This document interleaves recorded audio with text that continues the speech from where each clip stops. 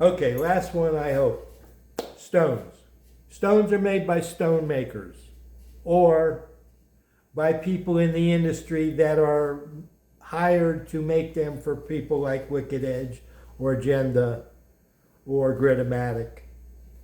The whetstones, particularly, they're manufactured by whetstone manufacturers. There are whetstones branded, manufactured by the same company and branded differently for different markets, the same stones. So it becomes confusing.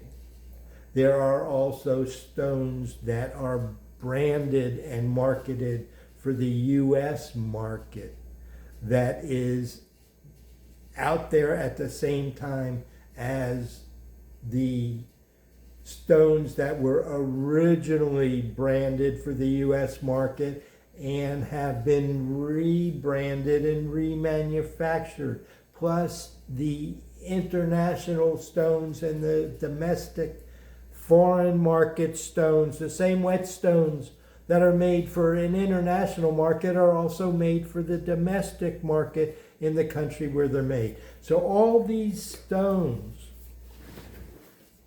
are out there.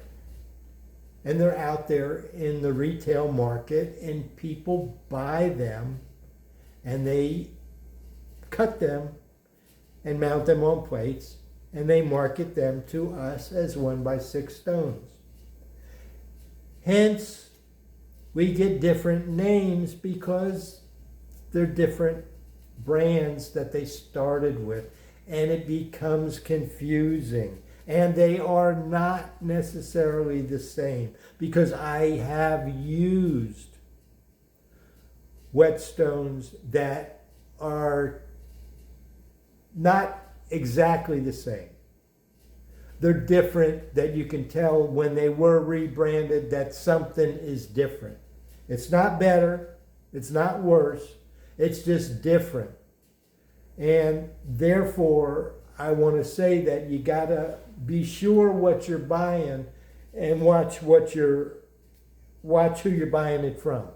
And enough about that. So there's the confusion with the stones. So there's different sources. So, and you're all starting with that original retail stone.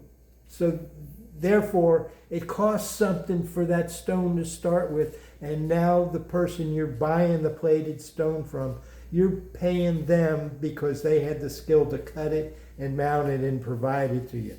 That's how come these things get real expensive.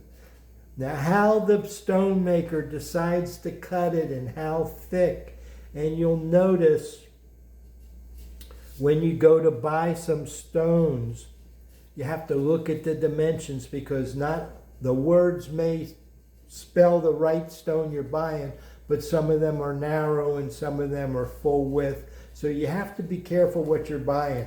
And that's not necessarily to confuse you. It's not two things. Number one, there is a purpose for a narrow stone at times in sharpening. And number two, it gives the stone makers an opportunity to use more of the stone.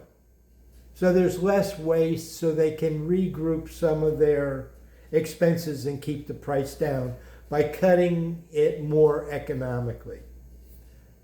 Okay. So when you look at the stones, look at the size, look at what you're getting, what you're paying. That's how you can compare when one dealer is selling one name brand stone and another dealer is selling the same name brand stone. You have to first of all try to figure out, is it original domestic stones or international stones or US market stones, if you care to know what you're buying. I have a lot of my stones were US market stones that were bought from Sharpening Supply and commissioned to be cut. So I know exactly what they are, and that's why they're so big and so thick. I'm going to stop here. I want to say one more thing.